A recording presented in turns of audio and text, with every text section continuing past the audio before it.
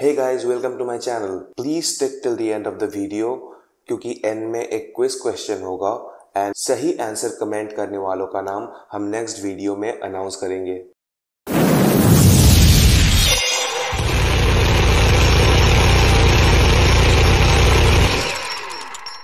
उसके पास ना ही कोई नाइफ था ना ही कोई गन, पर उसके पास एक वेपन था, भरोसा, जिसके जरिए उसने 20 से भी ज्यादा लड़कियों की जिंदगी चुपचाप ले ली।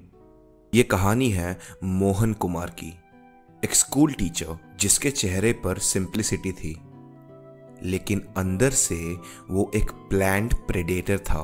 वायलेंस की जरूरत नहीं थी उसे चाहिए थे ऐसे टारगेट्स जो इमोशनल और साइकोलॉजिकल लेवल पे वल्नरेबल हो, जो थोड़ी सी शादी के एज के बाद की थी, अनमैरिड और सोसाइटी के स्टिग्मा का शिकार बन चुकी थी, एंड जो लड़कियां फाइनेंशियल और इमोशनल सपोर्ट की तलाश में थी। सोसाइटी उन्हें डेस्परेट बोलती थी। मोहन ने उनमें देखा एक आसान शिकार, और ये आदमी कोई स्केरी फिगर नहीं था, बल्कि हर बार वो एक डिसेंट ट्रस्टवर्दी इंसान लगता था। एक ऐसा इंसान जिसके साथ आप अपनी लाइफ का नया चैप्टर शुरू करने का सोच सको। वो मिलता, शादी का प्रॉमिस देता, कुछ दिनों तक ट्रस्ट बिल्ड करता, फिर देता एक टैबलेट। वो टैबलेट होती थी साइनाइड, और वो मोमेंट होता था जहां जिंदगी रुक जाती थी। कसरागोड़, जुलाई 2009। पुष्पा 25 एक वुमेन्स हॉस्टल में कुक का काम करती थी। एक ऐसी लड़की जिसके मैरिज प्रोस्पेक्ट्स हर साल सोशल एक्सपेक्टेशंस से नीचे दबा दिए जा रहे थे। इमोशनल और फाइनेंशियल प्रेशर दिन ब दिन बढ़ता जा रहा था। तभी उसके जिंदगी में एंटर हुआ मोहन कुमार का, जो खुद को एक गवर्नमेंट एम्प्लॉय बताता था।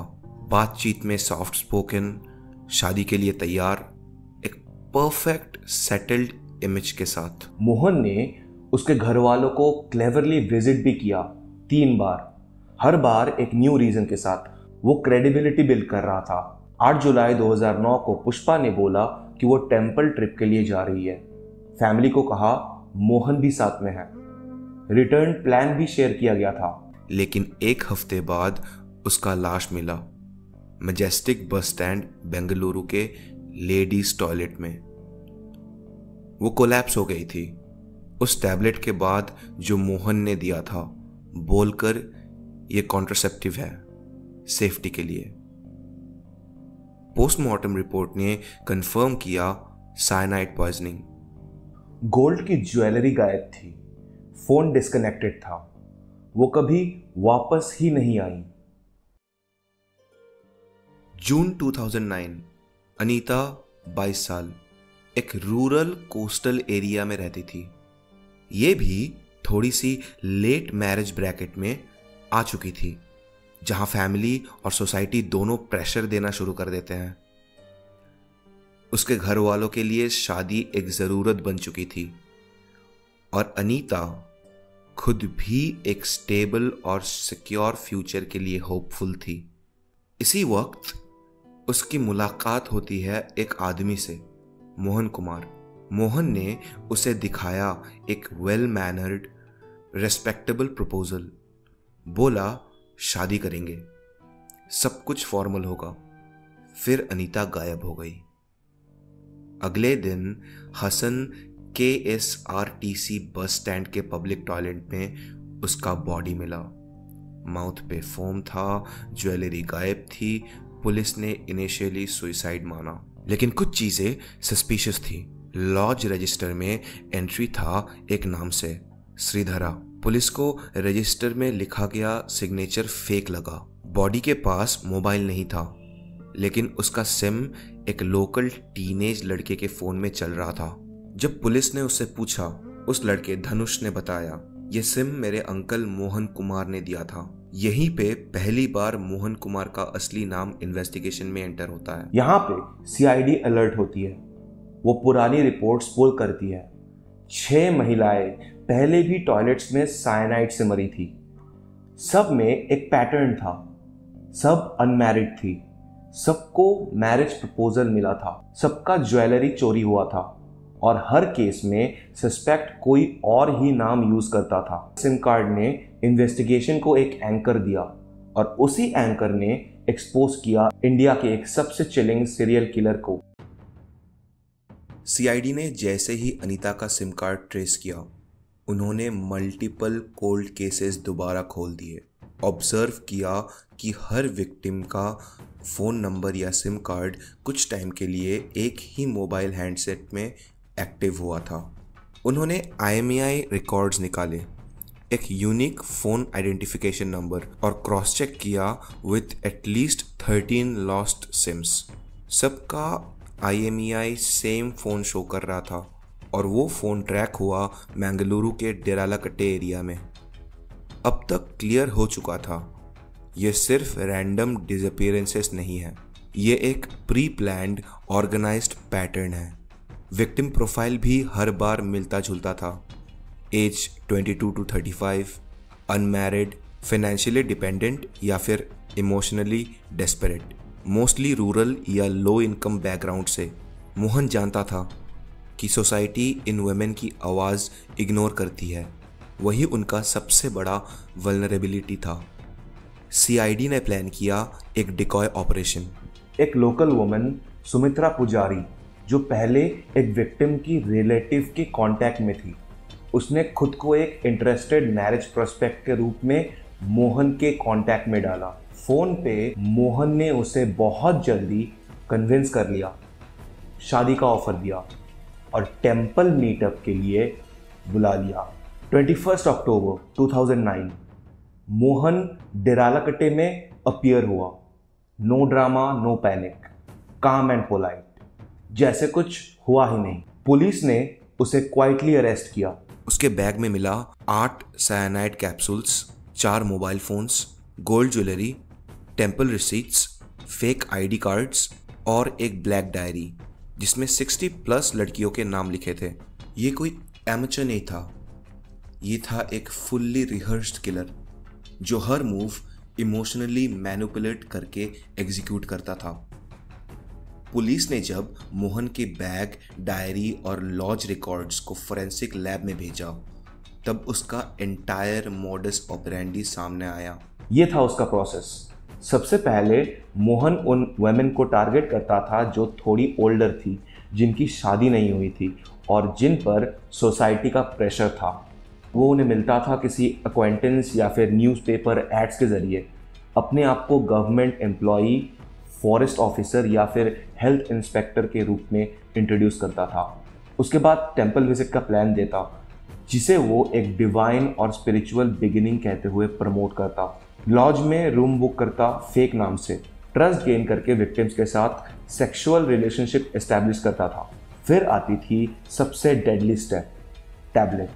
मोहन उसे बोलता ये कंट्रासेप्टिव पिल है, सेफ रहेगा, और विक्टिम को टॉयलेट में जाके खुद लेने के लिए कहता था। वो पिल होती थी साइनाइड।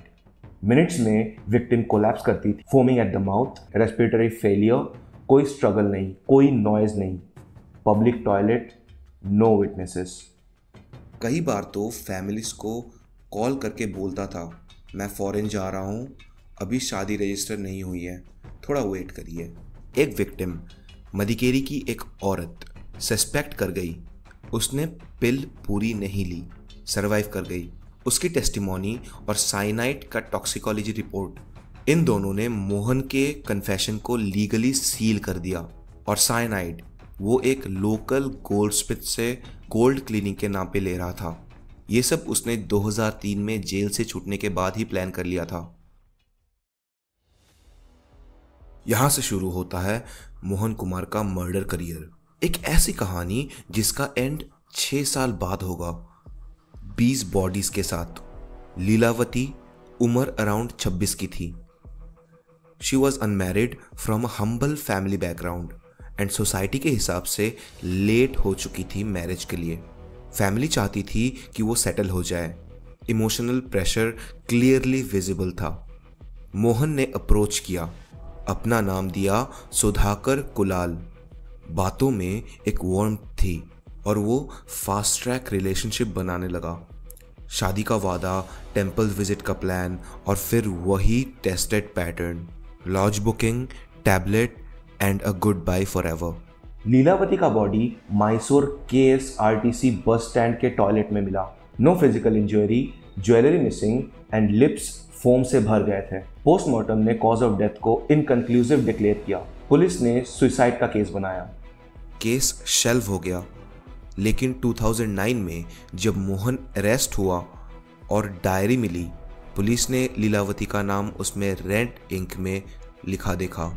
CID ने लॉज के रजिस्टर उठाए, हैंडराइटिंग मैच किया गया। लॉज बुक हुआ था सुधाकर कुलाल के नाम से, मोहन का एक एलियस। ये सब मिलाकर लीलावती बनाई गई मोहन की फर्स्ट कंफर्म विक्टिम। और शॉक ये था कि किसी ने 4 साल तक ये सोचा ही नहीं कि ये सुसाइड नहीं, प्रीमेडिटेटेड मर्डर था। मोहन कुमार का ट्रायल 2011 से स्टार्ट हुआ और आखिरी कन्विक्शन आई 2020 में। 9 साल का लीगल बैटल था ये।